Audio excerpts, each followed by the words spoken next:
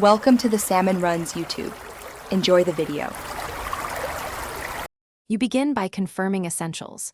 Make sure your iPhone runs iOS 16 or later, you're signed in with your Apple ID, and two-factor is active. Once done, charge the Iwatch above 50% and keep it within a few inches of the phone. Turn on Bluetooth and Wi-Fi on the iPhone, then open the watch app. Tap Start Pairing and hold the phone camera over the watch animation.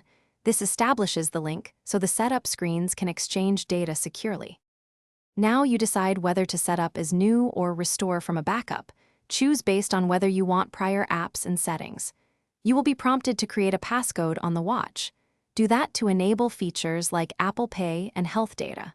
Make deliberate choices for Siri, notifications, and background app refresh because they affect battery and privacy. Once you grant location and motion access, the devices sync apps and iCloud data. This can take several minutes depending on your backups and network speed. Finish by letting the watch complete its final sync until you see the home screen and the watch app shows a paired status. You should test calls, messages, and a third-party app to ensure permissions and connectivity are working.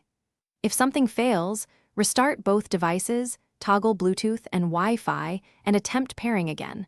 Oftentimes that clears transient errors. If problems persist, unpair in the watch app and repair from scratch. This resets the watch and usually resolves stuck configuration issues.